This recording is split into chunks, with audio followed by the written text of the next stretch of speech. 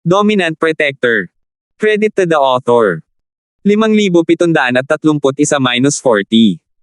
Ang mga pangalan po na nandito ay galing sa mga name generator. Kung meron man pagkakatulad sa mga pangalan ng tao o lugar at pangyayari, ito ay tunay na hindi sinasadya. Dahil sa kaisipang iyon, agad na ipinadala ni Terence ang kanyang spirit sense sa ilalim ng dagat, at pagkaraan ng ilang sandali, natagpuan niya talaga ang gitnang Saint Realm na nakatago sa ilalim ng trench. Nasa ilalim talaga sila ng karagatan. Nakatago talaga sila ng maayos.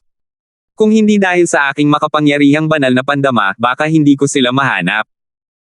Sabi ni Terence nang may malamig na ngiti habang iniisip kung paano makakapasok sa kanal ng walang nakakapansin. Sigurado si Terence na ginagamit ng Central ang satellite para obserbahan siya. Matutuklasan siya pagkalabas niya ng yate. Kung gusto niyang pumunta sa ilalim ng hindi inaalerto ang kalaban, kailangan niyang linlangin ang mga satellite sa kalangitan. Malakas si Terence, ngunit hindi niya kayang sirain ang mga satellite sa kalawakan sa ngayon. 3 pagpapakita ng dragon na nasa ulap. Nag-isip sandali si Terence at nakahanap ng paraan. Ang 3 pagpapakita ni Cloud at Dragon ay orihinal na isang teknik ng paaralang Percival, na nagpapahintulot sa isang tao na gumalaw sa ere ng walang tulong mula sa labas, habang nag-iiwan ng peking imahe.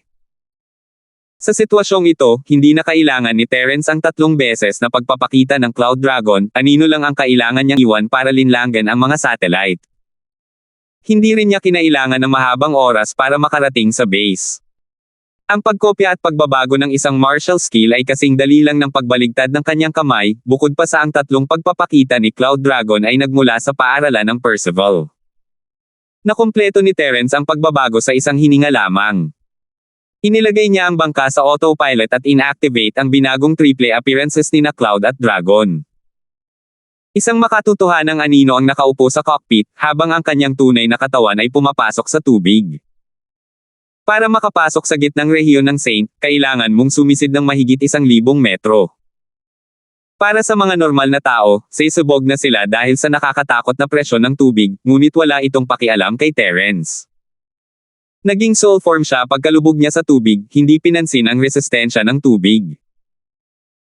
Ang ilusyon sa yate ay hindi tatagal ng higit sa ilang minuto, at kinailangan ni Terence na gamitin ang oras na ito upang makalapit sa gitnang santuwaryo at makapasok dito. Mabuti na lang at napakabilis ng spirit mode, at lumitaw siya sa itaas ng gitnang santuwaryo nang wala pang 1 minuto. Si Terence to. Biglang tumunog ang alarm system ng Central Sacred Zone, at napansin ng isang lalaking naka-duty sa control room ang presensya ni Terence. Kung nahuli lang siya ng ilang minuto, palihim na sanang nakakapasok si Terence sa base. Nang tumunog ang alarma, isang malinaw na panangga ang lumitaw sa itaas ng trench. Gusto ni Terence gamitin ang kanyang spirit state para makalusot sa panangga, ngunit medyo huli na siya. Tinamaan niya ang panangga at nakabawi. Ano ito? Kahit ang primordial spirit ko ay hindi makakadaan dito. Pero hindi mahalaga. Dahil nabigo ang infiltration, aatake na lang ako ng harapan. Nanlamig ang mukha ni Terence habang itinatapot niya ang kanyang mga palad, at ibinunyag ang 2 kumpletong super alchemy firebomb. Boom!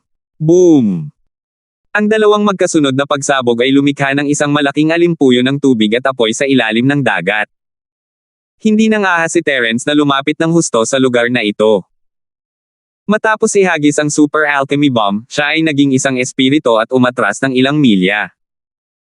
Ang pagsabog ay may lalim na 1,000 metro, na lumikha ng malalaking alon sa ibabaw ng dagat. Ilang minuto ang lumipas bago hamupa ang mga alon, at ang yate ni Terence ay nabaliktad, at naging mga piraso na lumulutang sa dagat. Matapos hamupa ang pagsabog, muling lumitaw si Terence sa ibabaw ng trench. Sa kanyang pagkadismaya, buo pa rin ang proteksyon na pelikula matapos itong tamaan ng 2 super alchemy bomb. Hindi nakakapagtaka na isa itong high-tech na bagay na kayang harangan kahit si Terence sa kanyang essence spirit state. Hindi ka panipaniwala ang lakas ng depensa nito. Ito ang unang pagkakataon na bumalik si Terence na walang dala simula nang maimbento niya ang super alchemy bomb. Sa walang katapusang dagat ng sinaunang mundo ng martial arts, ang isang super alchemy bomb ay sapat na upang pumatay ng maraming halimaw sa dagat sa loob lamang ng ilang segundo. Ha! Ang galing! Salamin ng doktor, ang galing ng base mo. Si Terence, ang mapagpanggap na pinuno, ay naging tanga na ngayon. Ang unang takot ni Polong ay napalitan ng tuwa nang makita niya ito sa gitna ng pagmamatsyag. Hindi niya mapigilang tumawa at sumayaw na parang baliw. Tumawa rin ng matuyo ang doktor. Sa totoo lang, talagang kinatatakutan siya ng atake ni Terence. Ang defensive layer na ito ay isa sa mga pinakamaipagmamalaki niyang nagawa, ngunit muntik nang maabot ni Terence ang limitasyon sa depensa. Ang lakas sa sandaling iyon ay hindi mas mababa kaysa sa pagsabog ng dalawang hydrogen bomb. Pumunta rin si Kimi sa laboratorio ng propesor at nagtanong ng may seryosong ekspresyon, "Doctor's glasses, kumusta ang pananaliksik tungkol sa super flame?" Tumingin sina Dustin at ang iba pa sa doktor. Ito ang tanong na pinakainaalala nila, at syempre, iba-iba ang kanilang nararamdaman. Tiyak na gagamitin ito ni Polong para patayin si Terence. Sa kabilang banda, si Kuya Darwin ay ang eksaktong kabaligtaran. Kung tungkol naman kay Dustin, medyo komplikado ito. Sa isang iglap, mahirap sabihin kung aling uri ng inaasahan ang mayroon siya. Ang mga kamay ng doktor na nakasalamin ay pabalik-balik na gumalaw sa control panel, na nagiiwan ng mga imahe pagkatapos ng operasyon. Gayunpaman, wala siyang problema sa multitasking, kaya may oras pa rin siyang sumagot, "Malapit na. Hindi ko kailangan ng 2 o 3 minuto para matapos. Kung ang ating depensa ay tatagal pa ng 2 hanggang 3 minuto. Natigilan si Polong, na kanina pa nakangiti ng abot-tenga. Akala niya ay magiging maayos ang depensa, ngunit tila hindi ito tatagal kahit 2 hanggang 3 minuto. Tumingin si Dustin sa monitor at sumang-ayon sa conclusion ng propesor. Bagamat hindi niya alam ang limitasyon ng depensibong patong na ito, ramdam na ramdam niya na niyanig ito ng atake ngayon lang. Sa ngayon, pinagsasama-sama ni Terence ang kanyang mga kamay at lumilikha ng isang super alchemy bomb na mas malaki pa kaysa sa 2 kanina. Mahirap sabihin kung kaya niyang direktang malusutan ang defense layer na ito. Pinaikit ni Kimi ang kanyang mga mata at nagutos, "Gamitin ang lahat ng enerhiya ng base para malusutan ang defense layer, hindi natin maaaring papasukin si Terence ng ganoon kadali." Ang tinatawag na instantaneous energy ay ang enerhiyang natipon sa loob ng maikling panahon upang ibigay sa defense layer. Kung gagamitin ito ng matagal, ang sistema ng supply ng oxygen sa base ay mapaparalisa. Sa makatuwid, hindi ito magagamit ng matagal. Nagkunwaring natigilan si Brother Darwin at sinabing, "Binibining Liger, hindi mo naman kailangang gawin to, di ba? Kahit masira ang depensang ito, ang alloy armor sa labas ay hindi madaling masira ni Terence. Kung itutuon niya ang lahat ng kanyang enerhiya sa depensa, hindi natin ito makikita mula sa pagmamatsyag." 5,732. Isagawa ang utos. Hindi pinansin ni Kimi si Kuya Darwin at sumigaw sa mahinang boses. Hindi nagatubili ang doktor at buong tamang ipinasok ang utos. Sa isang iglap, ang buong base ay nalubog sa ganap na kadiliman, tanging ang panlabas na patong ng depensa lamang ang nagniningning ng maliwanag. Kasabay nito, muling bumagsak ang super alchemy bomb ni Terence. Ang kaguluhan ay mas matindi pa kaysa sa pagsabog ng 2 super alchemy bomb. Ang nagngangalit na umaagos na apoy ay agad na sumunog sa lahat ng tubig dagat sa lugar na ito. Ang nakapapasong liwanag ay parang isang bagong araw na isinilang sa madilim na ilalim ng dagat. Ang buong lupay ng hukay ay napatag dahil sa kakilakilabot na pagsabog, na lubos na naglantad sa napakalaking halimaw na metal ng gitnang sagradong sona. Ang depensibong patong ay nanginig ng marahas na parang mababasag anumang oras. Gayunpaman, pagkaraan ng ilang sandali, ang mga pagbabago-bago at panginginig ay unti-unting humupa. Medyo pangit na ang mukha ni Terence ngayon. Nakita ng kanyang spirit sense na halos nasa limitasyon na ang defensive layer, pero nakayanan pa rin niya. Kung mas malakas lang sana ng kaunti ang super alchemy bomb, baka nabasag na niya ito. Sa kasamaang palad, gaano man kalakas ang super alchemy bomb, mahirap para kay Terence na kontrolin ito. Kapag naihagis na niya ito, baka hindi na siya maka-address sa tamang oras at mahayla ang sarili sa vortex ng pagsabog. Para talaga itong humihingi ng kamatayan. Tunay ngang matalino si Miss Liger. Kung hindi dahil sa iyong mabilis na desisyon, malamang nasira na ang depensang ito. Matapos maibalik ang supply ng enerhiya sa base, mabilis na nagpasok muli ng serye ng mga komplikadong tagubilin ang doktor na nakasalamin, hindi nakalimutang purihin si Kimi. Dapat mas marami tayong mabibaylang oras ngayon. Bilisan mo ang pag-usad mo, sa tingin ko hindi susuko si Terence ng basta-basta. Walang kahit kaunting ngiti sa mukha ni Kimi. Mula sa na-recover na pagmamatsyag, nakita niyang sumusugod na naman ito na parang kidlat. Kailangan ng depensa ng oras para makabawi, kahit ilang segundo lang, parang wala ng laman ang mga ito. Natural lang na alam ni Kimi ang kahinaang ito.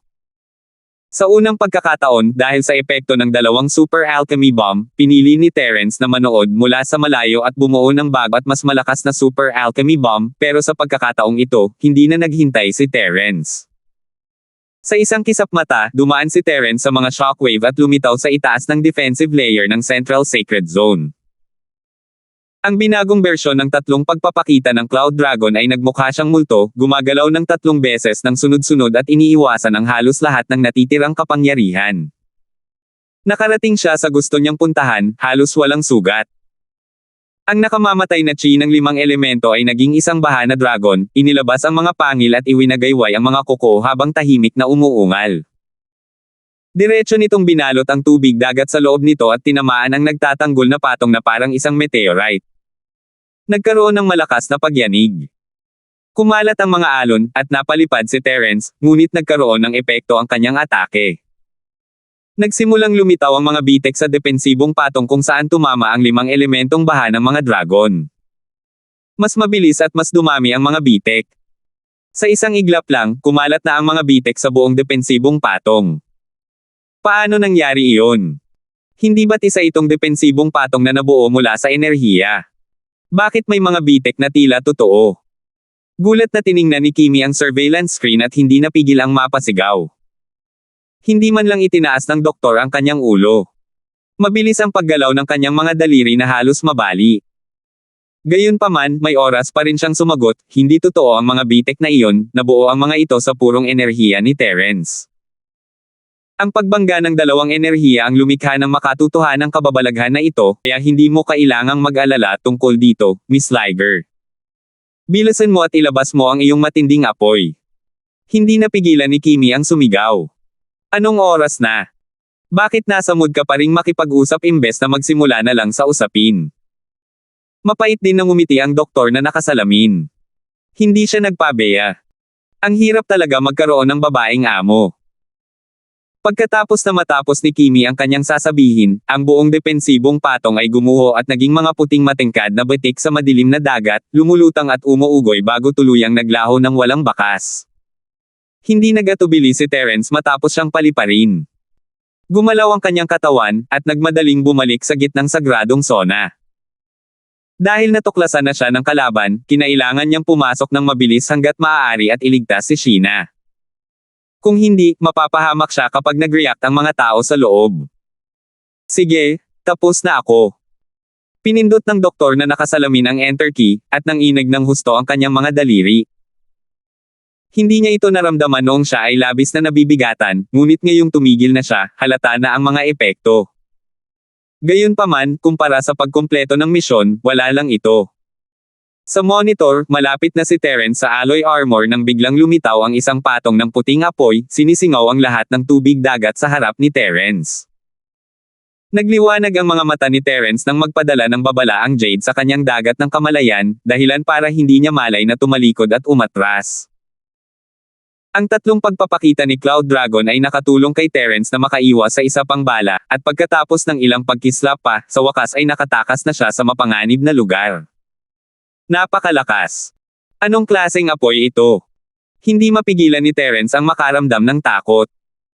Ang kanyang essence spirit body ay nakakaramdam lamang ng kaunting init mula sa apoy at masakit na ito na parang natutunaw. Kung direktang nilalamon siya ng apoy, kahit si Terence, na kayang gumamit ng alchemy fire, ay hindi makakapigil kahit isang segundo. Nagtagumpay ako.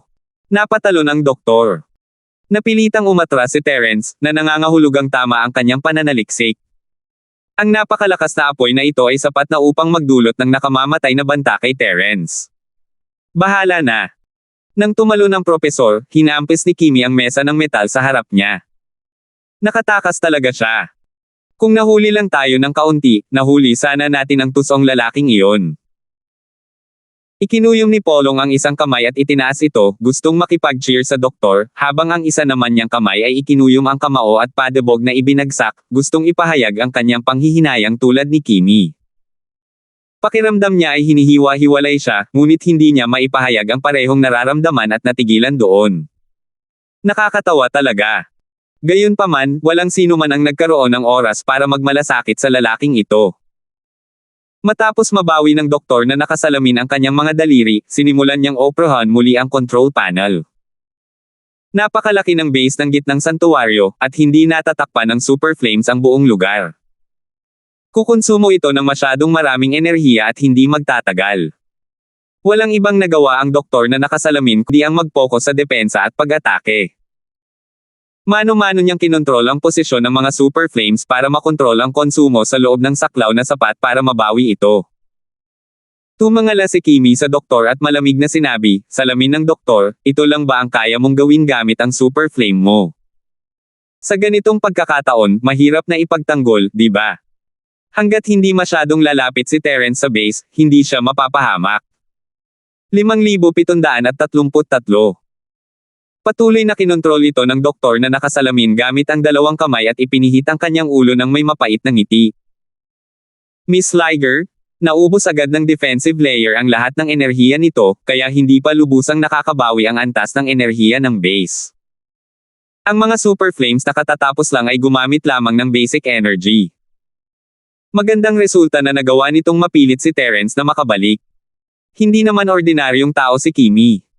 Nagliwanag ang mga mata niya nang marinig niya ito. Sinasabi mo ba na hanggat may sapat na enerhiya para suportahan ang super fire, kaya nitong gawing atake ang depensa at atakihin si Terence mula sa malayo? Hindi masama, matalino talaga si Miss Liger. Gayunpaman, hindi sapat ang ating enerhiya para takutin si Terence sa ganitong distansya, kaya sa ngayon ay nakatuon na lang tayo sa depensa at huwag hayaang makapasok si Terence sa ating base. Maaari nating gamitin ang pagkakataong ito para dahan-daang mag-ipon ng enerhiya at maghintay ng pagsabog para tuluyang masira si Terence. Relax na sabi ng doktor na nakasalamin. Nang makumplito ang super flame, nasa isip na niya ang planong ito. Sinabi niya ito ngayon para magpasikat sa harap ni Kimi. Napakagaling. Salamin ng doktor, kailangan mong ilayo si Terence sa daan, mag-focus ka. Turo ni Kimi sa monitor screen at sabi sa doktor na nakasalamin. Ilang beses sinubukan ni Terence na sumugod patungo sa base, ngunit kahit nasaan siya, basta't makalapit siya sa alloy armor, lilito ang mga puting apoy. Mabuti na lang at handa si Terence at hindi nasaktan. Gayunpaman, ang mga apoy na ito ay talagang nagbigay kay Terence ng sakit ng ulo. Kahit ang ikatlong paglitaw at pag-alis ng dragon na nasa ulap ay hindi nakaiwas sa apoy. Wala na talagang saysay si Terence. Sa katunayan, hindi matukoy ng doktor ang pagkakaiba ng totoong katawan ni Terence at ng Phantom, ngunit hindi niya kailangang gawin iyon. Hindi naman siya isang practitioner sa simula pa lang, at bilang isang siyentipiko, kailangan lang niyang gumamit ng mga instrumento para masecure ang espiritu ni Terence. Ang pagsusuri ng isang supercomputer ay minsan mas maaasahan kaysa sa isang master. Matapos maglagay ng distansya si Terence sa pagitan nila, sinubukan niyang gamitin ang super alchemy bomb para pasabugan ang alloy armor. Sa kasamaang palad, ang mismong armor ay napakalakas, at ang super alchemy bomb ay natunaw ng super flames, kaya ang lakas ng bomba ay lubhang nabawasan. Nang lumapag ito sa Central Saint Realm, ilan lamang ang iniwan nitong marka, hindi sapat ang mapanirang kapangyarihan. Mukhang hindi gagana ang super alchemic bomb. Kailangan kong subukan ang ibang mga galaw. Kumunat ang noo ni Terence habang isinasaulo ang mga galaw niya. Bigla niyang tinapik ang noo niya, bakit ka napunta sa dead end? Dapat pala ginamit ko na ang galaw na ito. Sa malalim na dagat, mababawasan ang kapangyarihan ng super alchemy bomb. Tutal, ang walang hanggang tubig dagat ay palaging makaapekto sa apoy. Kahit na ang ilan sa tubig dagat ay maaaring maalis sa isang iglap, ito ay agad na mapupunan. Ang apoy sa gitna ay sapat na malakas para gawing vacuum ang nakapalibot na tubig, ngunit sigurado si Terence na magiging mas malaking banta ito sa lupa. Sa tubig, dapat gumamit ng mga teknik sa martial arts na maaaring gumamit ng mga yamang tubig upang mapalakas ang kanilang lakas, tulad ng kidlat. Akala ni Terence ay hindi lilito ang kidlat sa kailaliman ng dagat dahil 1,000 metro ang lalim niya, pero nakalimutan niyang hindi niya kailangang bumaba mula sa langit para magamit ang kanyang kakayahan sa pagkidlat. Matapos itong maunawaan, agad na gumalaw si Terence. Kumislap ang kanyang katawan at lumitaw siya hindi kalayuan sa gitnang base ng santuwaryo. Itinuro niya ang kanyang daliri at isang kidlat ang lumitaw mula sa manipis na hangin. Tinamaan nito ang armor layer ng base nang walang anumang pagtutol. Sa pagkakataong ito, kahit ang super fire ng propesor ay hindi nakareact sa oras. Ang kidlat ay hindi basta-basta nakikita. Ang bilis ng pag-atake ng super pill bomb ay parang kuhol kung ikukumpara. Kahit makita pa ng propesor ang direksyon ng kidlat ni Terence, hindi kayang sabayan ng bilis ng kamay niya ang bilis ng kidlat. Kasabay ng isang kaluskos, ang kidlat ni Terence ay tumalon at kumurap sa baluti, dahilan para kumurap ang mga ilaw sa isang maliit na lugar. Isang pag-atake pa lamang ay nakaubos na ng maraming enerhiya ng base. Agad na natuwa si Terence, dahil alam niyang sa wakas ay nakahanap na siya ng paraan para harapin ang higanteng shell ng pagong na ito. Bahagyang nagbago ang ekspresyon ni Kimi, at dali-dali siyang nagtanong, kumusta ang reserbang enerhiya? Maaari ba nating atakihin si Terence? Alam niyang sinusubukan lang ni Terence ang tubig sa pagkakataong ito, at malapit na itong maglunsad ng isang malakas na atake gamit ang kidlat. Kung hindi siya agad gagawa ng kontra-atake, mas marami pang enerhiya ang mauubos nito. Pawisan din ang noo ng doktor na nakasalamin. Alam na alam niya ang sitwasyon ng buong base, at natural lang na alam niya ang kahihinatnan ng bawat bahagyang pagbabago. Nang marinig ang tanong ni Kimi, bumilis ang paggalaw ng kanyang mga daliri, ngunit sa pagkakataong ito, wala na siyang oras para magsalita. Alam din ni Kimi na ang doktor ay nasa ilalim ng matinding pressure ngayon, kaya hindi na siya nagtanong pa. Dumiretso siya sa tabi nito at mabilis na pinaandar ang kabilang control computer. Naipon na enerhiya, 78%. Saklaw ng pag-atake, 2 kilometro. Hit rate, 62%. Kill rate, 51%. Sa isang kisap mata, natagpuan ni Kimi ang impormasyong gusto niyang malaman, at sa wakas ay bumuti na ang kanyang mukha. Bahagya siyang tumango at sinabing, mahigit kalahati ng hit rate at kill rate.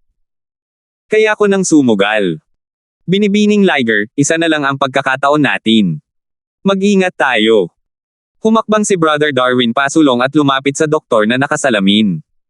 Seryoso niya itong kinumbinsi, 62% lang ang tama. Kung hindi tayo tamaan, tapos na ang lahat. Kahit na tamaan pa natin, 50-50 lang ang tsansa na mapatay si Terence, kaya dapat tayong maghintay ng kaunti pa at hayaang mas marami pang enerhiya ang maipon.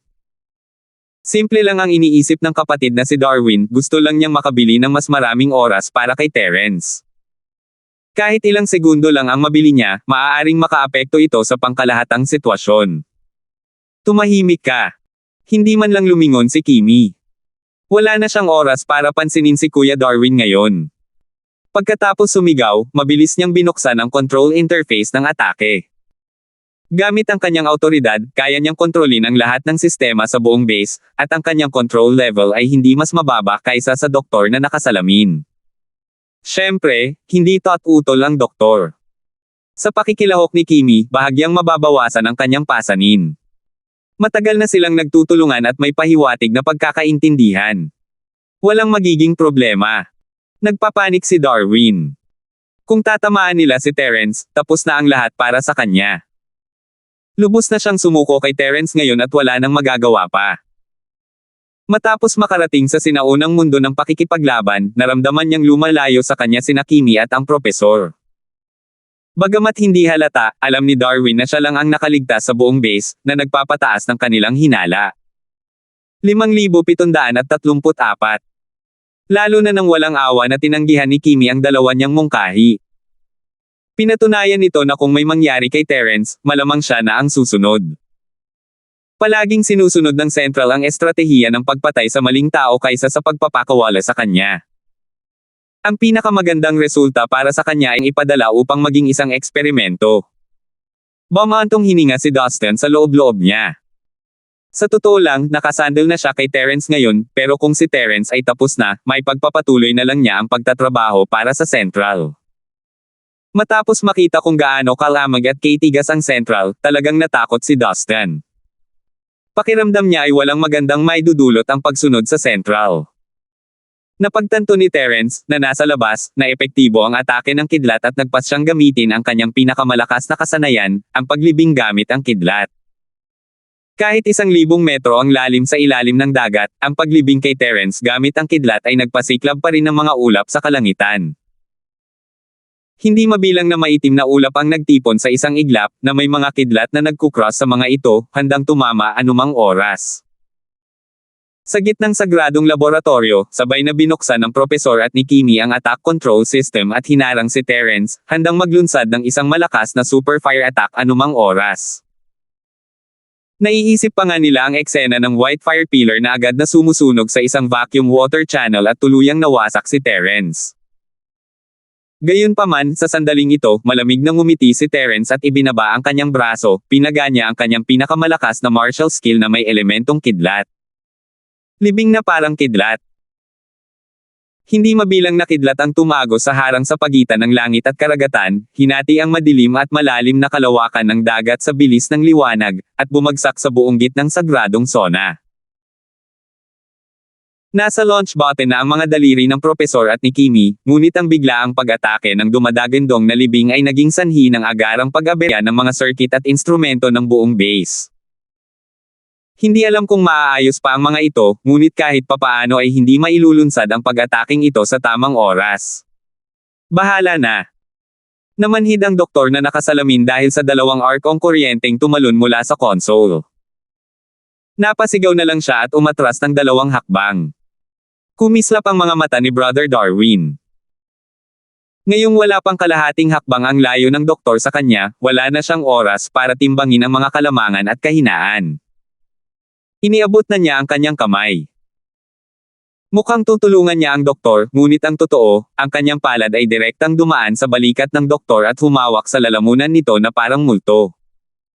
Boss Terence, ito lang ang maitutulong ko sa iyo. Kailangan mong umasa sa iyong sarili sa hinaharap. Napangiti si Kuya Darwin. Mayroong kakaibang emosyon na namumuo sa kanyang puso. Pagkatapos, walang pag-aalinlangan niyang dinurog ang lalamunan ng doktor na nakasalamin. Kung mamamatay si Terence, mamamatay din ang kapatid niyang si Darwin. Kung hindi mamamatay si Terence at makatakas ang propesor at si Kimi, mapapahamak pa rin siya. Kaya, napagdesisyonan niyang patayin muna ang isa. Kung wala rito si Dustin, maaaring isaalang-alang ni Kuya Darwin na kunin ang salamin ng propesor bilang bihag. Gayunpaman, dahil nandito si Dustin, isang supermaster na nasa maagang yugto ng Profound, hindi niya ito pinanggahasang gawin. Masyadong malaki ang pagkakaiba sa antas sa pagitan ng dalawa. Ang aura pa lamang ni Dustin ay sapat na para tuluyan siyang hindi makagalaw. Mas mabuting patayin ng direkta ang salamin ng propesor at putulin ang isa sa kanyang mga braso. Matapos patayin ang propesor, ipinikit ni Kuya Darwin ang kanyang mga mata at hinintay ang kanyang kamatayan. Handa na siya sa paghihiganti ni Dustin. Sumugod si Dustin, ngunit wala siyang pakialam kay Kuya Darwin. Sa halip, iniwasan niya ito at direktang inatake si Kimi. Ang makapangyarihang tunay na chi ay napakatibay kaya madali itong tumago sa puso ni Kimi. Dahil nakagawa na ng hakbang si Dustin, wala na siyang balak na magpigil. Matapos durugin ang puso ni Kimi, ikinumpas niya ang kanyang kamay sa gilid, at ang tunay na chi ay sumabog palabas sa kanyang katawan, hiniwa ang mahigit kalahati ng katawan ni Kimi. Maliit na bahagi na lamang ng kanyang dibdib sa ibaba ng kanyang kaliwang balikat ang nakakabit pa rin. Natamba sa lupa si Kimi na parang sirang sako. Naramdaman ni Brother Darwin na may mali at gulat na iminulat ang kanyang mga mata. Hindi niya alam kung bakit nangyari ito. Ha, hindi inaasahan to. Ikaw ang pumatay sa akin. Si Kimi, na bumagsak sa lupa, ay biglang tumawa ng kakaiba at nagsalita ng malinaw. Parehong nagulat sina Dustin at ang kapatid na si Darwin. Matagal nang mamamatay ang isang normal na tao matapos magtamo ng malubhang pinsala.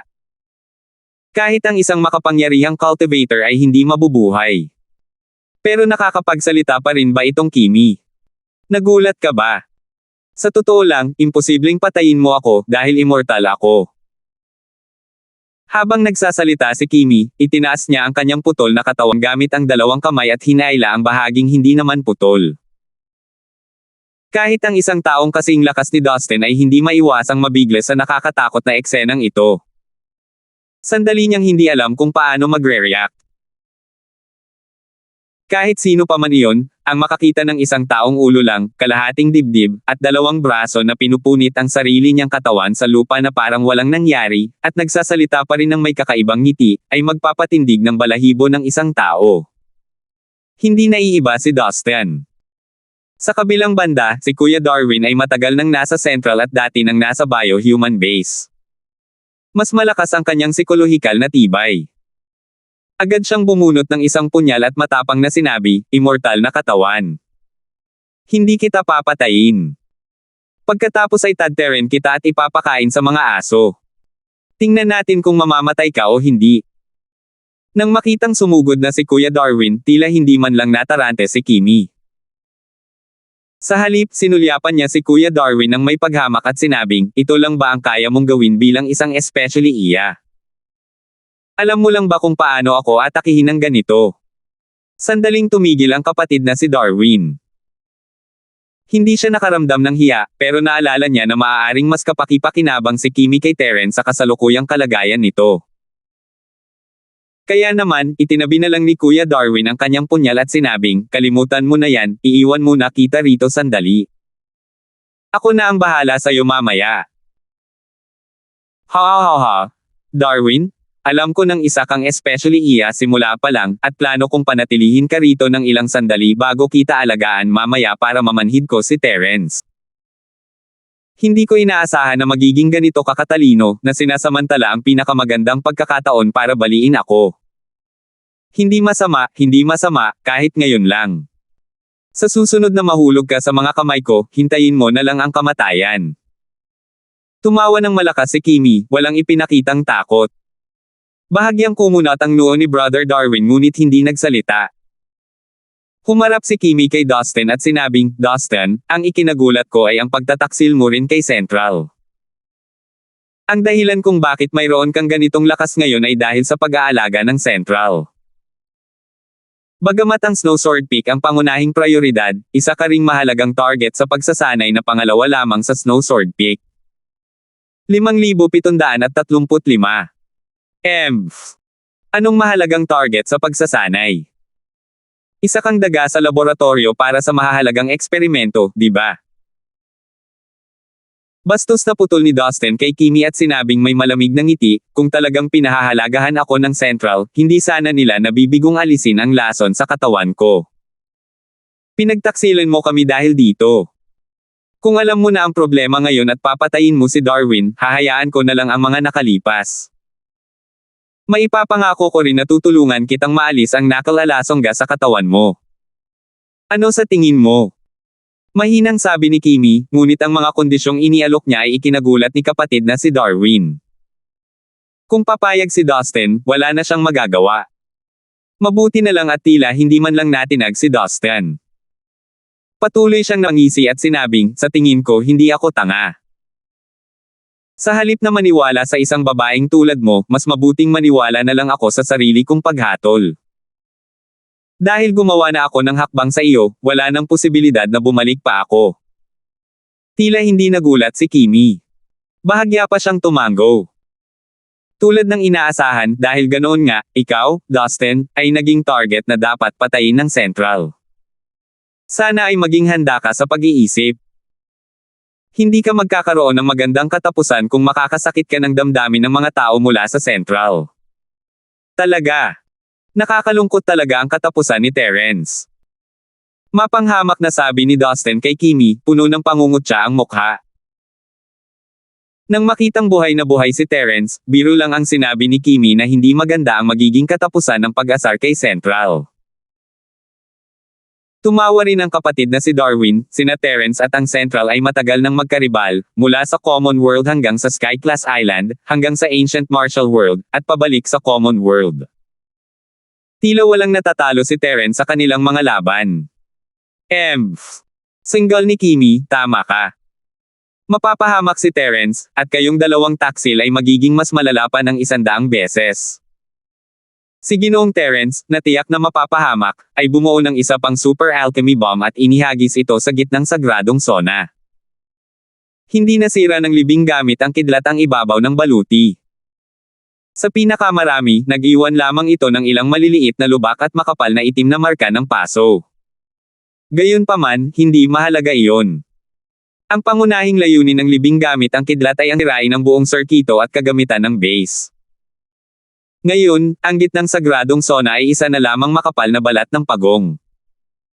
Wala na itong anumang enerhiya upang suportahan ang depensa nito. Kaya hindi ginamit ni Terence ang pinakamalakas na super peel firebomb sa pagkakataong ito, ang normal na standard lamang, at madali nitong nabuwag ang baluti. Nang makitang napupuno na ng tubig ang butas, biglang napagtanto ni Terence na hindi niya dapat itong sirain ng ganito. Tutal, nasa loob pa rin naman si Sheena. Mabuti na lang at ang butas ay isang lift cabin lamang, at may water barrier sa ibaba. Hindi naman ito malaking problema. Pumasok si Terence at nag-transform sa kanyang spirit form, dumaan sa alloy wall. Walang defensive layer o super flame si Terence, kaya walang problema. Sa kaunting pag-unawa sa espiritu, malinaw na nakita ni Terence ang posisyon ni Sheena sa kanyang karagatan ng kamalayan. Tila wala naman itong anumang pinsala, at ito ang nagpakawala ng malaking hininga ni Terence. Sa kabilang panig, ang kapatid na si Darwin at si Dustin ay nakatayong magkatabi. Patay na ang propesor sa lupa, at ang mga pinsala ni Kimi ay lubhang kakaiba. Medyo nausisa si Terence. Ano ito? Tinalikuran na rin tayo ni Dustin. Medyo nakaramdam ng kakaiba si Terence, pero nahulaan na niya ang totoo. Gusto niya talagang pumunta roon at tingnan ito, pero ang pangunahing layunin niya ay iligtas si Sheena. Tutal, mukhang wala naman sa panganib ang kapatid ni Darwin. Pagkatapos ng ilang kislap, lumitaw si Terence sa labas ng kwarto ni Sheena. Sinira niya ang kandado at binuksan ang pinto ng nakangiti. Sheena, hindi pa tapos ang konsyerto mo. Kung hindi ka babalik ngayon, hihingin sa iyo ng mga tagahanga mo na i-refund ang mga tiket. Bago pa siya matapos, inihagis ni Sheena ang sarili sa mga bisig ni Terence at niyakap ito ng mahigpit. Masayang ngumiti ang babae, Kuya Linford, alam kong darating ka at ililigtas ako. Tama ako, talagang dumating ka. Napangiti si Terence ng alanganin habang dinadama ang kurbo ng katawan nito sa kanyang mga bisig. Medyo nahuli ako, pinahirapan kita. Hindi ka nahuli, Kuya Linford. Ang bilis mo namang dumating. Niyakap ni Sheena ang leeg ni Terence at itinaas ang ulo habang nakangiti. Talagang naantig si Terence sa magandang tingin na iyon. Wala naman siyang pakialam noong sinubukan ni Sheena na akitin si Terence dati. Pero ngayon, nang makita ang tunay na nararamdaman ni Sheena, kasama na ang hindi natapos na pag-amin, talagang naantig si Terence. Sige, umalis na tayo sa lugar na ito at puntahan ang mga pinuno sa gitna. Ngumiti si Terence. Hindi pa ito ang tamang panahon para umibig. Mahina niyang tinapik ang likod ni Sheena at inakay ito papunta kina Darwin at sa iba pa. Ngunit bago pa man sila makarating doon, natuklasan ng espiritu ni Terence na sina Janpeng at Polong ay palihim na pumasok sa lumilipad na platito at nasa estado ng pag-activate. Wala sa sarili si Janpeng noong una, ngunit ang pagkakalibing kay Terence gamit ang kidlat ay nagpadala ng malaking kuryente sa circuit at nagising siya.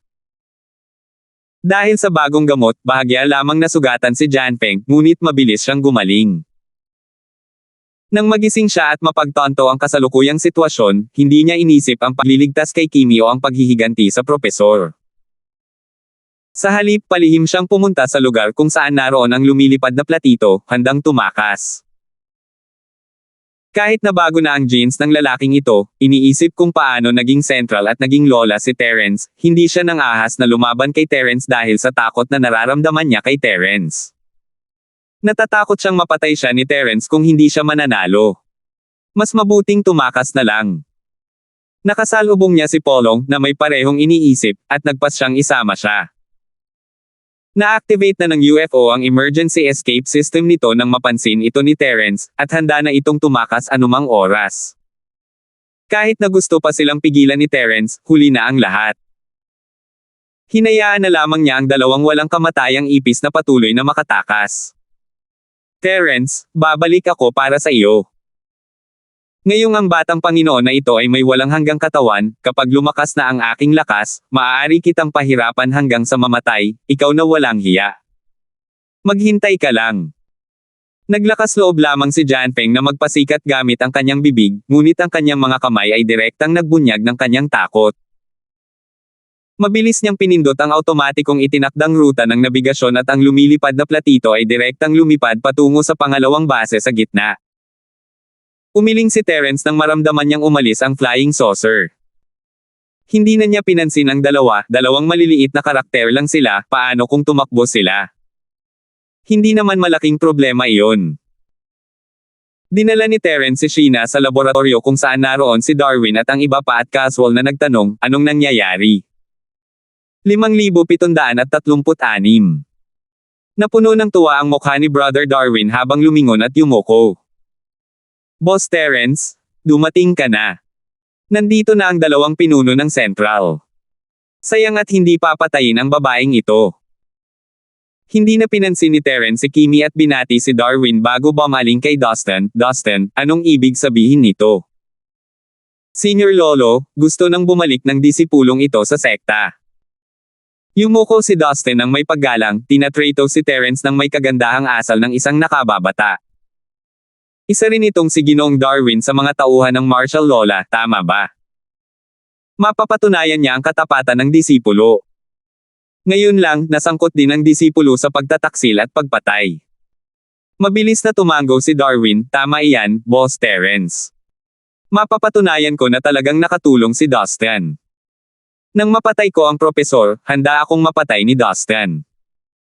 Hindi ko inaasahan na hindi lang niya ako pinatay, kundi inatake pa niya si Kimi. Kung hindi, patay na ako ngayon at tatakbo na sana palayo si Kimi. Tumango si Terence at ngumiti, magaling ang ginawa mo. Pag-usapan natin ito mamaya. Kakausapin ko muna itong Kimi. Sumanghal si Kimi, Terence, akala ko hindi ka talaga makakarating dito. Minaliit kita. Hindi ka simple, pero hindi mahalaga iyon. Hindi pa naidesisyon kung sino ang mananalo sa pagitan natin. Boss, ang babaeng ito ay isang biohuman. Hindi pa sapat ang mga pinsala niya ngayon para mapatay siya, bulong ng kapatid ni Darwin sa tainga ni Terence. Biohuman. Pasabugin ko siya at susunugin hanggang maging abo.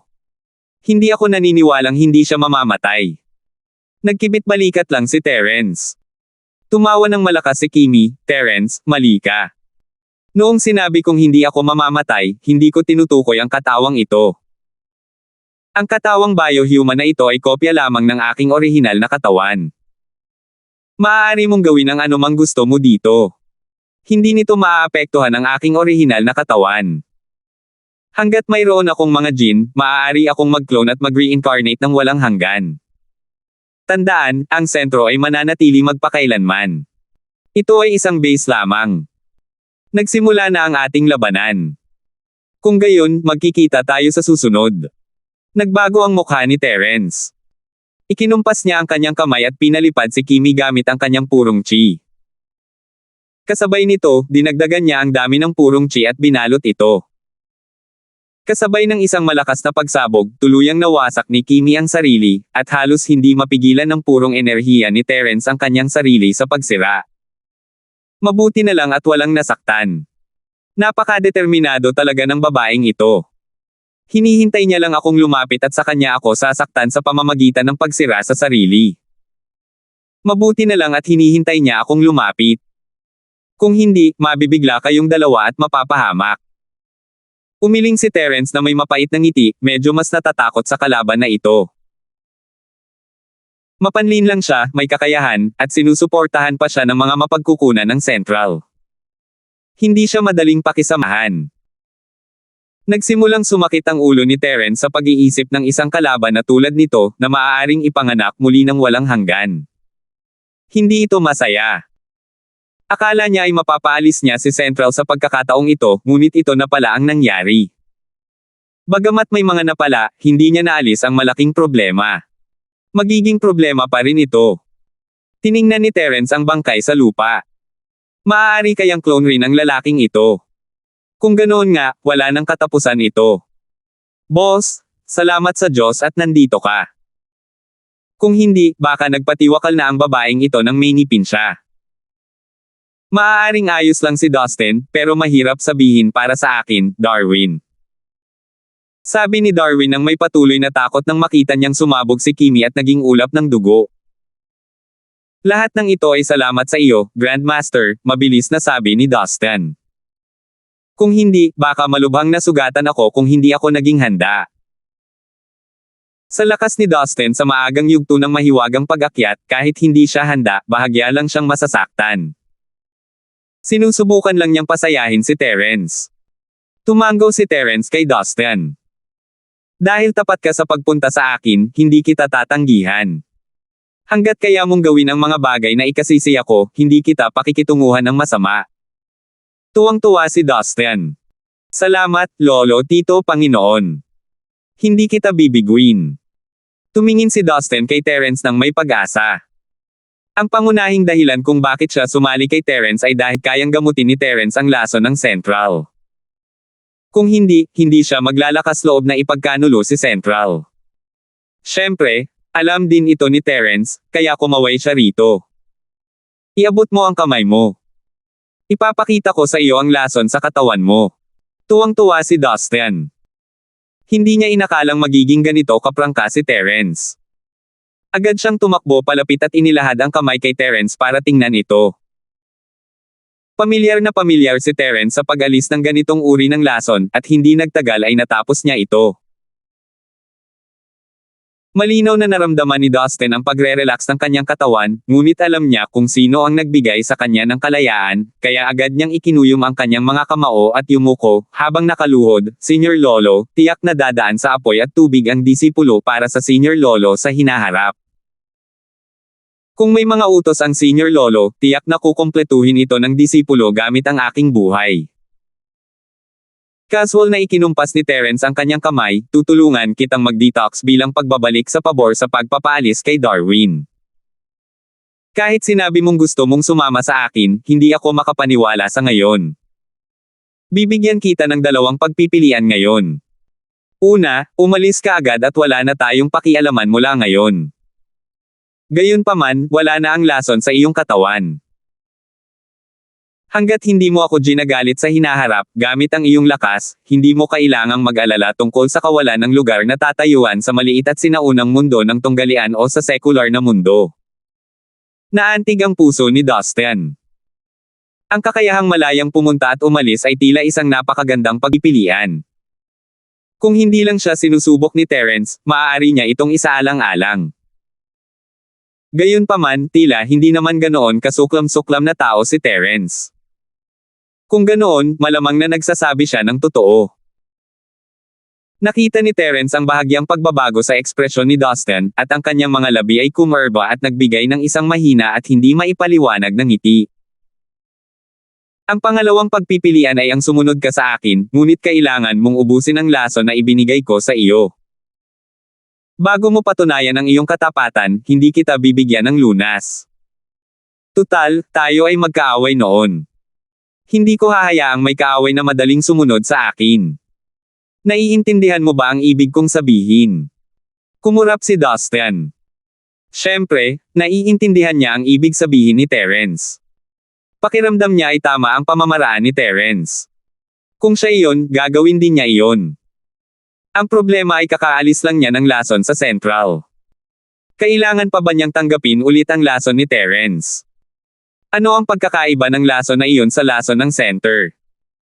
Sa kaisipang iyon, sasabihin na sana ni Dustin na pipiliin niya ang unang opsyon. Kung wala si Central at si Terence, kahit iisa lang si Dustin, maaari siyang maging hari sa sinaunang mundo ng mga manlalaban o sa sekular na mundo. 5,737. Pero ito ba talaga ang gusto niya? Ibinuko ni Dustin ang kanyang bibig, ngunit hindi makapagsalita. Naisip niya ito at napagtanto na ang mga taong sumunod kay Terence, tulad nina Woking at Reggie, ay nag-level up sa bilis na hindi mas mababa kaysa sa sapilitang paraan ng pag-level up ng Central. Si Invincible Ancient at ang iba pa ay nakarating na sa mas perpektong misteryosong yugto ng Ascension. Ayaw tumigil ni Dustin dito, kaya ang pagsunod kay Terence ang tanging pagpipilian niya. Mahaba ang kwento, pero agad na nakapagdesisyon si Dustin. Agad niyang inilagay ang kabilang tuhod niya sa lupa at itinaas ang dalawang kamay dito.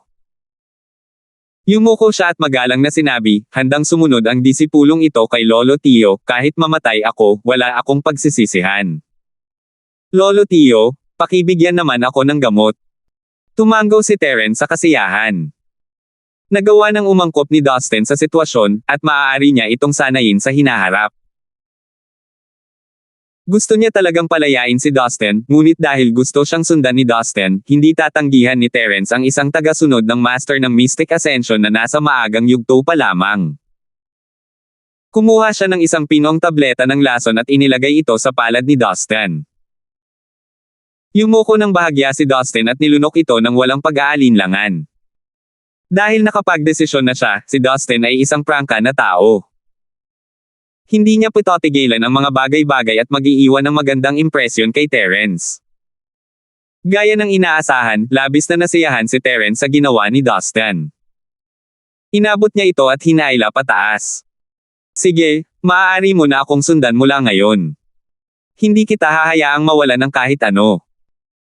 Kung gusto mo bang bumalik sa maliit na Jiangho noong sinaunang panahon, tingnan natin kung paano sa hinaharap. Opo, tiyuhin sa labanan. Siyempre, hindi nagsalita si Dustin. Mula ngayon, gagawin niya ang anumang sabihin ni Terence. Marahil ay makukuha na niya ang panlunas sa sakit sa lalong madaling panahon at mapapayag si Terence na tanggapin siya ng buong puso. Pakitandaan na ang pagkakasunod-sunod ng self-destruct ay nagbibilang pababa hanggang sa huling minuto. 60, 50. Isang elektronikong boses ang biglang umalangaw-ngaw sa buong base at sinimulan ang 1 minutong countdown. Nagbago ang mga mukha ng lahat, hindi inaasahan na ganito ang mangyayari. Agad na naisip ni Terence ang lumilipad na platito at ang kakaibang ngiti ni Kimi. Marahil ay nagsimula na ang sunod-sunod na pagsira sa sarili noong mga oras na iyon, ngunit nagsimula lamang ang countdown sa huling minuto. Wala nang oras para mag-atubili. Tara na. Mahinang sabi ni Terence. Pagkatapos, ginamit niya ang kanyang tunay na enerhiya para buhatin sina kapatid na Darwin at Sheena at direktang nagmamadaling lumabas ng laboratorio. Si Dustin lang ang hindi kailangang ipag-alala ni Terence. Tutal, isa siyang master sa mga unang yugto ng Mystic Ascension Realm. Kahit sumabog ang buong base, maaaring hindi siya nito masaktan. Gayunpaman, hindi kayang tiisin ni Sheena at Darwin G ang ganitong uri ng pinsala. 58. Ang malamig na elektronikong boses ay nag-anunsyo ng oras ng pagsabog sa pare-parehong bilis. Sinuri ng espiritu ni Terence ang buong base at natagpuan ang daungan kung saan karaniwang ginagamit ang submarino.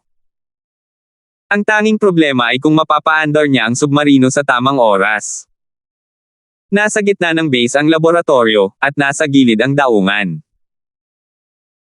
Sa bilis ni Terence, aabutin siya ng hindi bababa sa 20 segundo para makarating doon, at hindi imposible para sa kanya na paandarin ang submarino at umalis sa loob ng 30 segundo.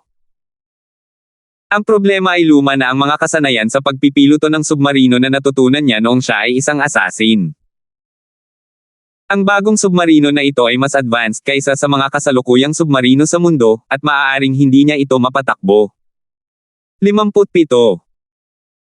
Nagngingit-ngit si Terence at dinala pa rin sina Sheena at ang kapatid niyang si Darwin sa pantalan. Sumunod si Dustin kay Terence. Dati, pumapasok si Terence sa pamamagitan ng pader sa kanyang sinaunang estado ng espiritu, ngunit ngayon na may kasama na siyang mga tao, hindi na niya magagawa iyon. Ang pantalan ang pinakamahusay na paraan palabas.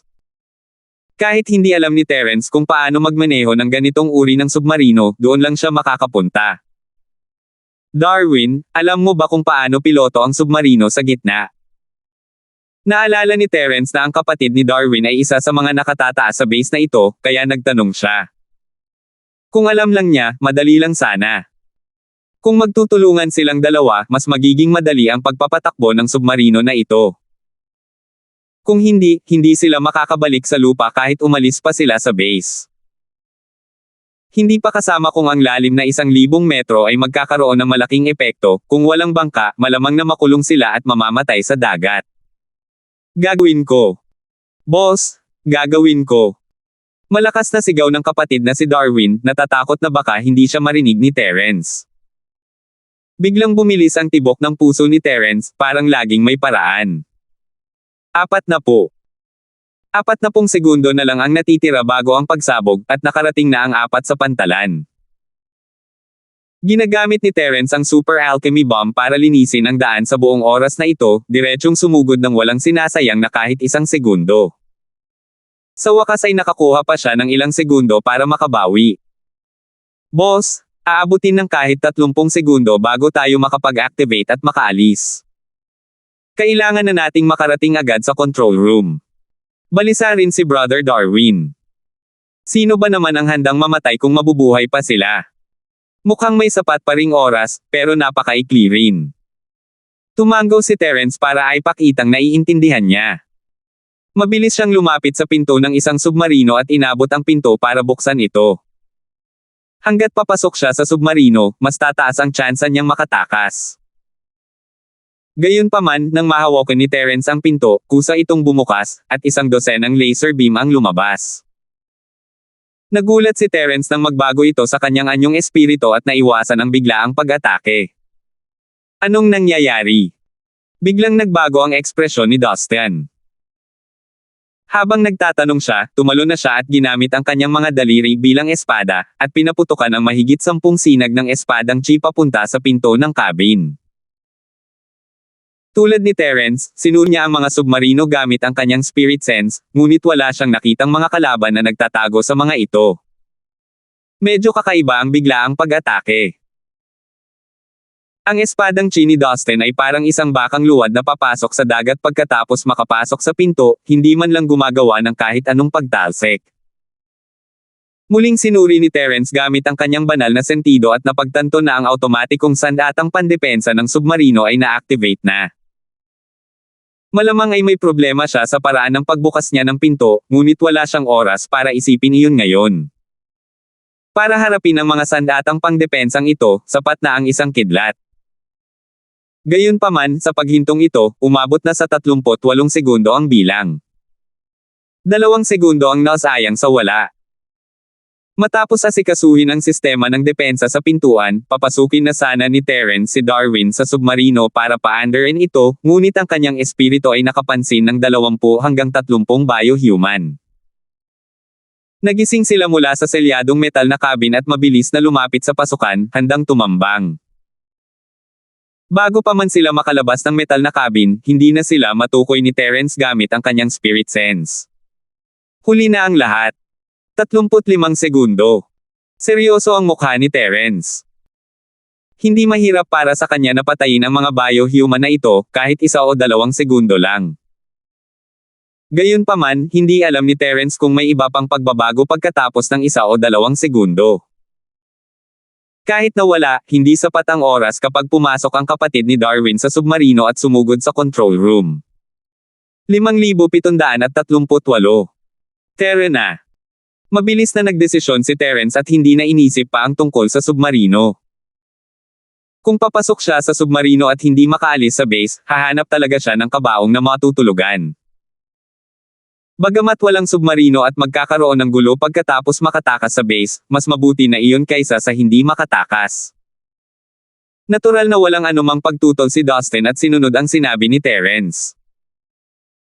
Kung tungkol naman kina Sheena at Darwin, direktang dinala sila ni Terence sa imbakan ng tubig kung saan nakadaong ang submarino. Ito lang ang lugar sa base na may tubig dagat, at makakapunta siya sa ilalim ng dagat kung bubuksan niya ang partisyon.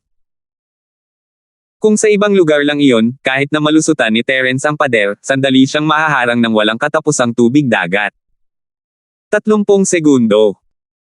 Sumisid sina Terence at ang iba pa sa tubig at ginamit ang direct ional blast ng super alchemy bomb para pasabugan ang pinto ng submarino, at matagumpay na lumangoy patungo sa malalim na dagat. Pagkaalis nila sa base, mabilis na iniahon ni Terence sina Sheena at ang kapatid na si Darwin sa ibabaw. Dahil sa proteksyon ng kanyang spirit force field, maayos ang kalagayan ng dalawa, ngunit biglang sumabog ang base sa ibaba. May 30 segundo pa. Pero nangyari ang pagsabog ng ganoon lang. Anak ng B*H. Pinakialaman pa niya ang countdown ng pagsabog. Mura ni Darwin bro sa force field. Mabuti na lang at hindi nagpumilit si Terence na pumasok sa submarino, kung hindi ay malilibing siya sa base. Kung ganoon, lahat ng ito ay salamat sa automatikong sistema ng depensa ng submarino. Kung hindi dahil sa sistemang ito, malamang ay sinusubukan na ni Kuya Darwin na paandarin ang submarino ngayon. Nakahinga ng maluwag si Terence. Nang litaw ang mga biohuman, may mahinang babala ang Jade Space, ngunit hindi ito malakas at hindi rin nagbabanta sa buhay, kaya hindi niya ito isinapuso. Ang pagsuko sa submarino ay batay din sa kanyang sariling paghuhusga, at hindi niya inaasahan na maiiwasan niya ang panganib ng pagsabog. Hindi magiging panganib kay Terence ang pagsabog ng buong base, ngunit mahirap sabihin ito para kina Sheena at kapatid na si Darwin.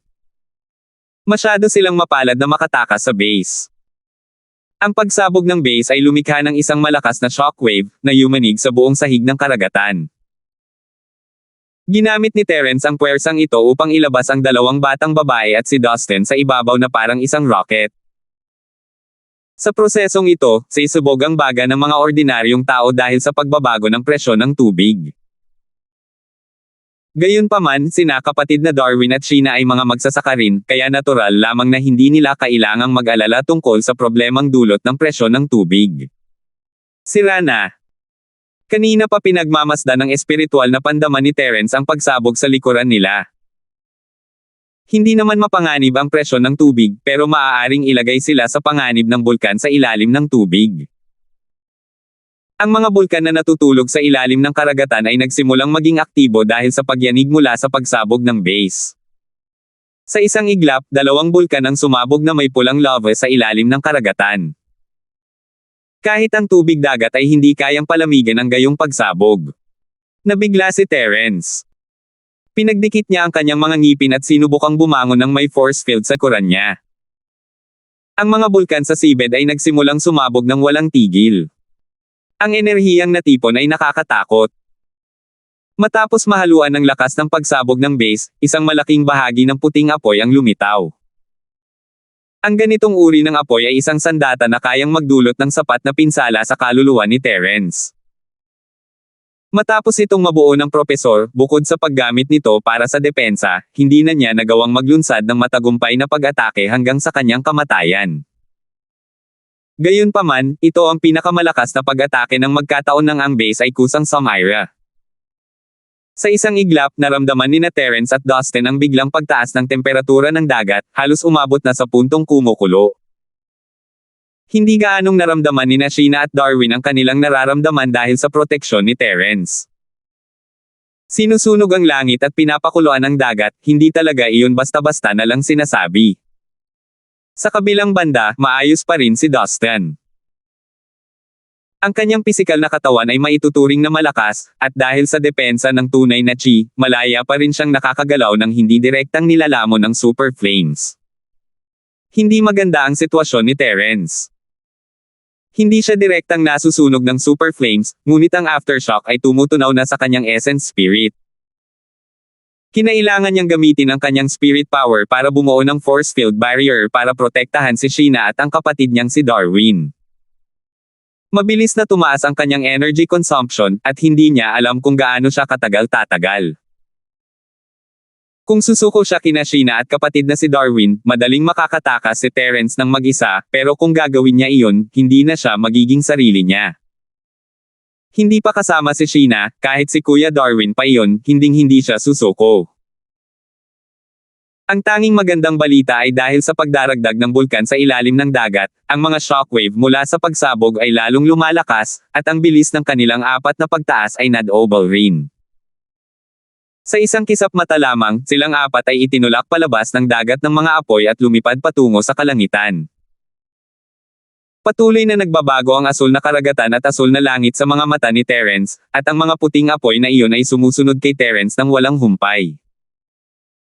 Ang tubig na kinalabasan nilang apat ay tuluyang naglaho, naiwan na lamang ang malaking halaga ng singaw ng tubig na patuloy na sumangga sa mga puting apoy. Sa lalim na ilang libong metro at radius na mahigit 4 na kilometro, ang napakaraming tubig dagat ay tuluyang nasunog. Kung titingnan mula sa langit, ito ay tila isang walang kalalimang sinkhole na siyang pintuan patungo sa impyerno.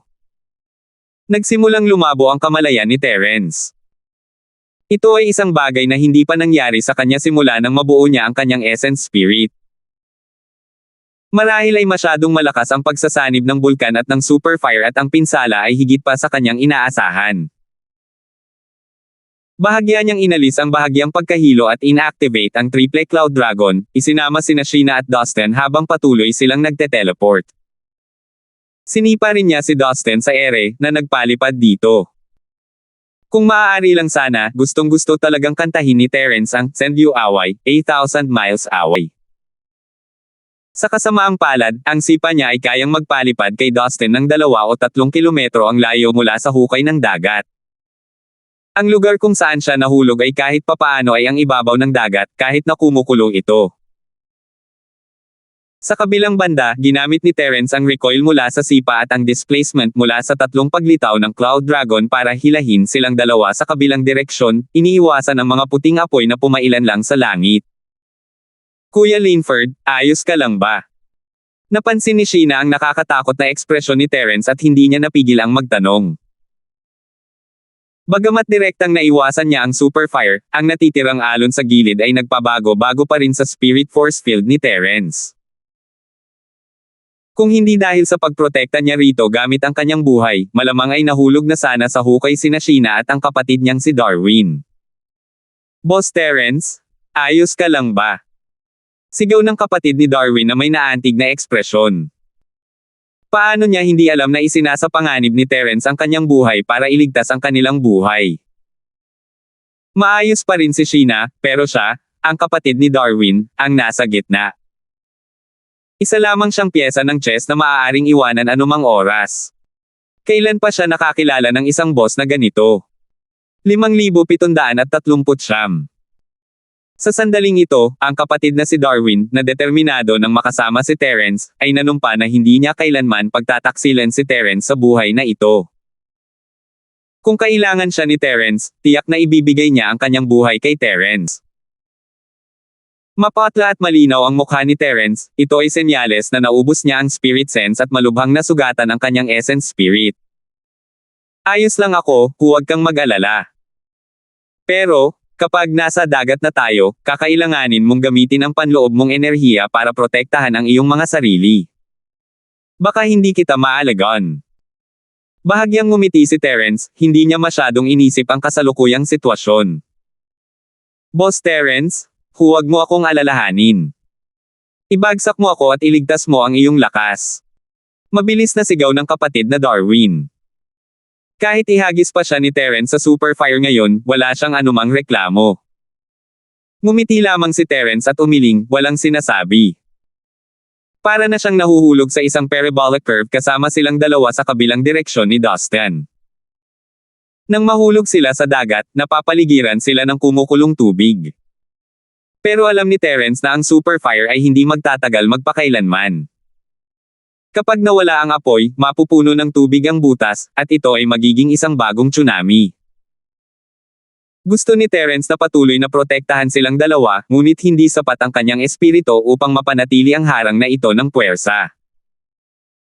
Mabuti na lang at hindi mahina sina Darwin at Sheena, kaya hindi sila madudurog ng alon na ito sa loob ng maikling panahon.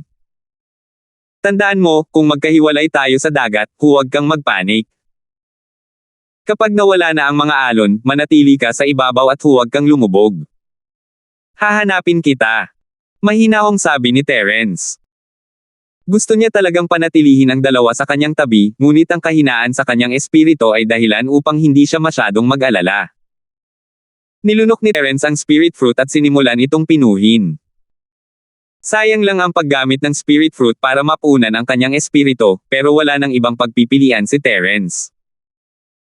Ang natitirang dalawang tumor sa espiritu ay nagpapakita ng mga senyales ng kawalang tatag.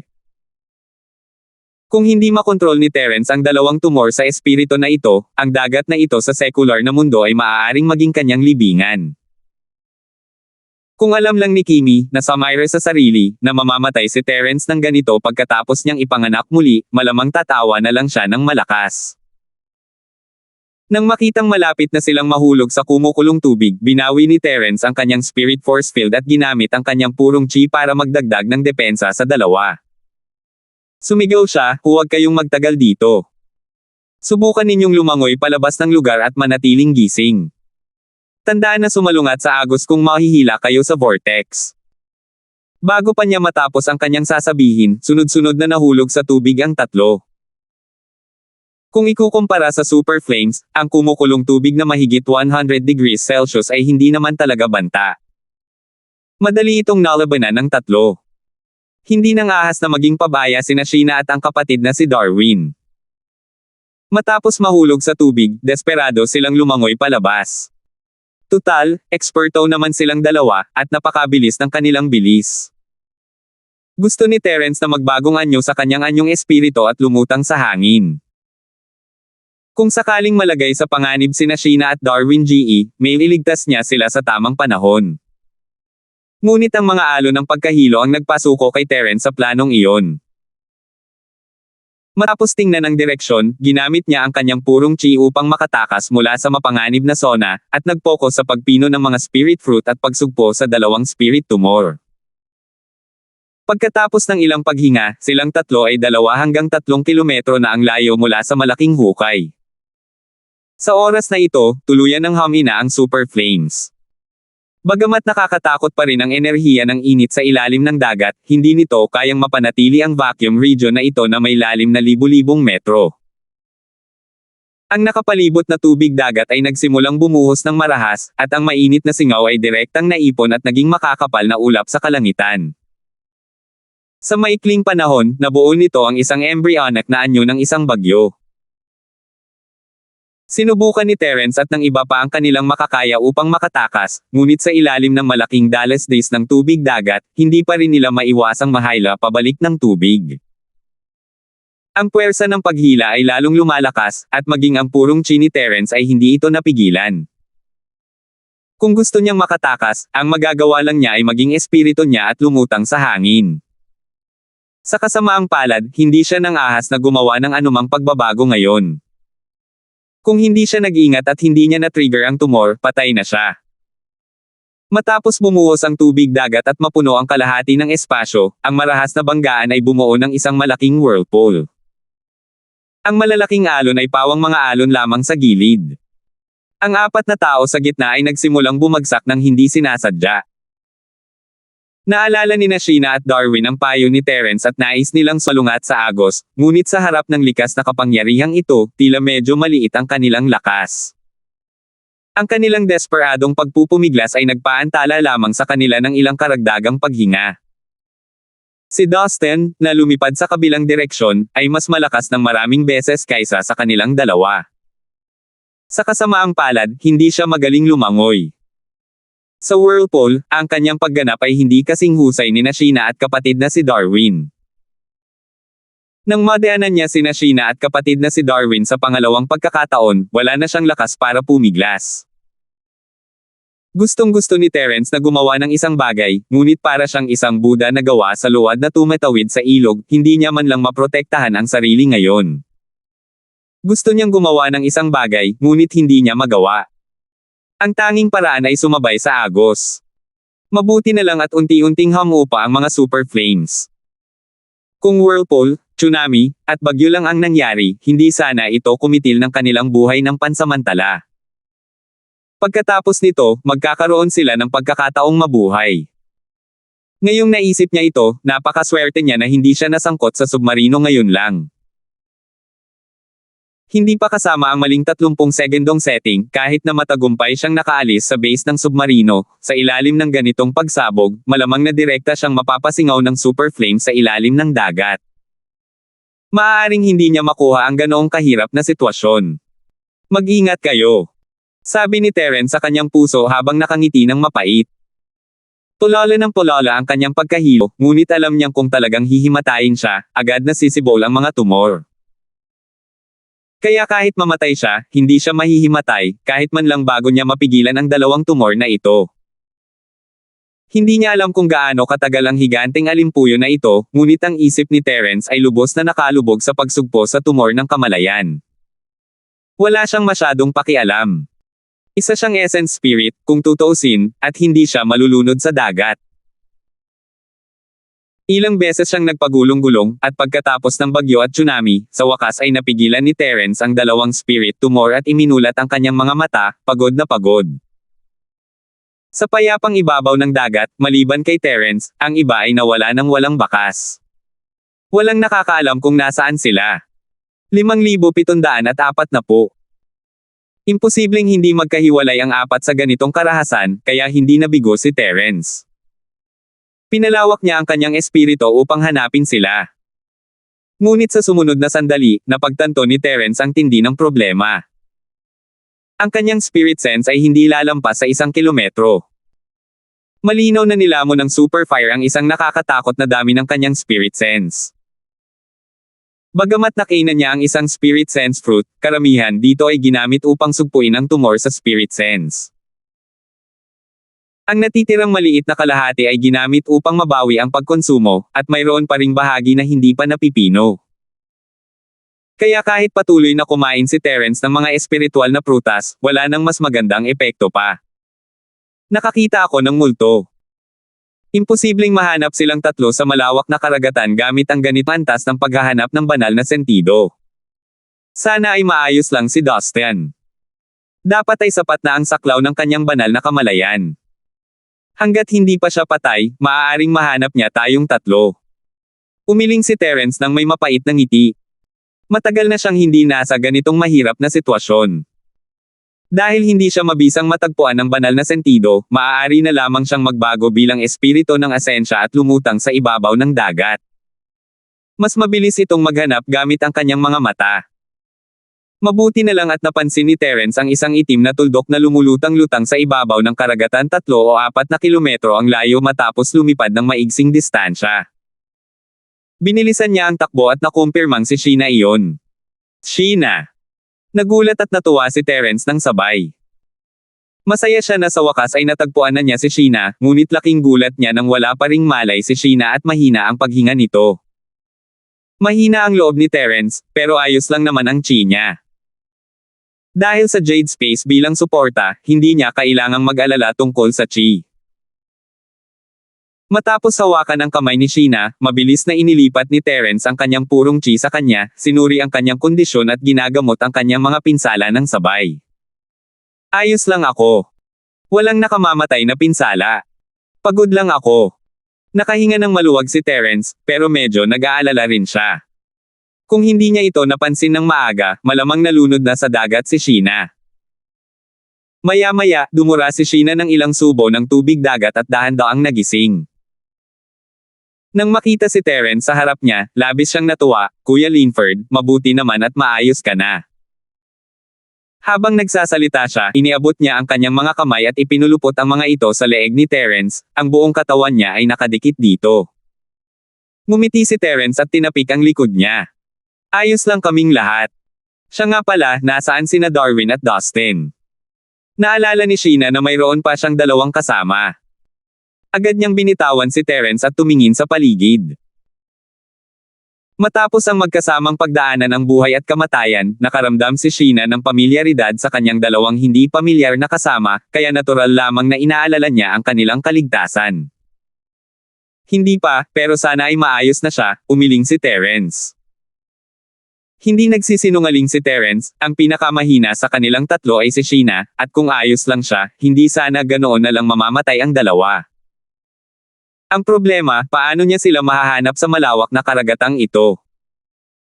Dahil nandito si Sheena, hindi siya basta-basta maiwan ni Terence.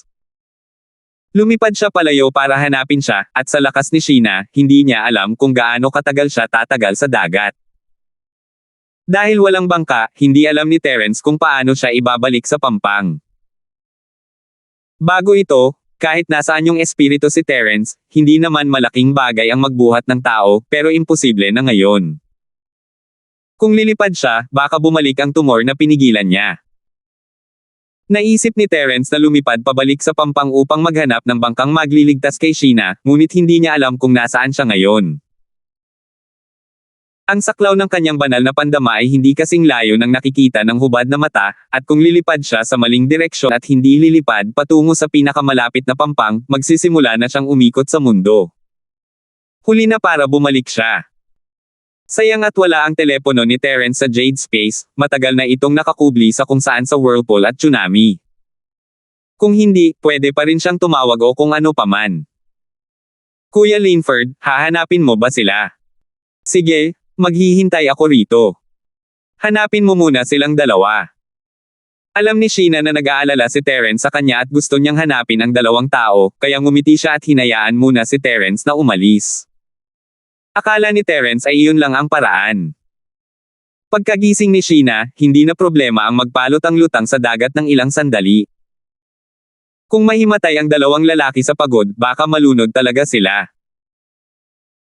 Nakakahiyang bagay kung si kapatid na Darwin, na nasa yugto ng pagtatatag ng pundasyon, o si Dustin, na nasa yugto ng profound, ang nalunod sa ordinaryong dagat. Hindi sila mapapanatag kahit mamatay pa sila. Nang titango na sana siya bilang pagsang-ayon, biglang may naisip si Terence. Hindi niya inilagay ang telepono niya sa espasyo ni Jade, pero may inilagay siya rito. Ito ang communication bead ni Gusha. Ibinigay ito ni Gusha kay Terence noong sinaunang mundo ng pakikipaglaban, kaya mas madali itong makontak. Ginamit na ito minsan ni Gusha noong pumunta siya sa sekta ng Percival sa North Island para sunduin si Terence para bawain ang Dragon Island, ngunit iniwan na ito ni Terence sa espasyo ng Jade simula noon. Tutal, laging sinusundan ni Gusha si Terence na parang buntot, bakit pa niya kakailanganin ng communication bead? Isa pa, mas gusto ni Gusha na maglaro sa kanyang telepono pagkatapos niyang mapunta sa Common World. Malamang nakalimutan niya na kasama pala ni Terence ang orb. Matapos tanggalin ang communication bead, huminga ng malalim si Terence at inilubog ito sa tubig. Sa totoo lang, medyo kinakabahan si Terence. Maaaring ito na ang huling pagkakataon para iligtas si Sheena, ang kapatid na si Darwin, at ang iba pa. Maaaring lumipad pabalik si Terence ng mag-isa, ngunit hindi niya iiwan sina Sheena at ang iba pa. Iba ang tubig ng walang katapusang dagat sa tubig ng karaniwang mundo. Hindi ito katulad ng sinaunang mundo ng pakikipaglaban, kung saan maraming espiritual na chi. Hindi sigurado si Terence kung gagana ang communication bead. Pero nakahinga ng maluwag si Terence pagkaraan ng ilang segundo, ang communication pearl ay nagliwanag sa tubig, at ang anino ni Gusha ay lumitaw sa harap ni Terence. Boss, saan ka ba galing? Nag-aalala na kami. Tanong ni Gusha nang may nag-aalalang ekspresyon pagkakita pa lang niya. Ha! Mahabang kwento. Matagal ako sa dagat. Nakangiting sabi ni Terence.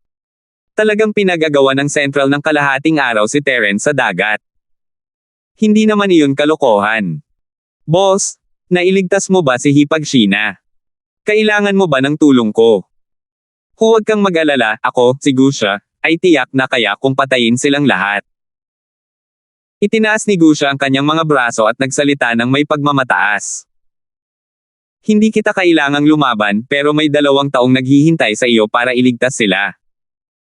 Nararamdaman mo ba ang posisyon ko? Kung kaya mo, bilasan mo agad. Hindi na nag-aksaya ng oras si Terence, hindi pa rin alam kung nasaan ang 2 iyon, at hindi niya maaring basta na lang ipagpatuloy ang ganito. Salamat po at sinamahan ninyo ako, ingat lagi mga master.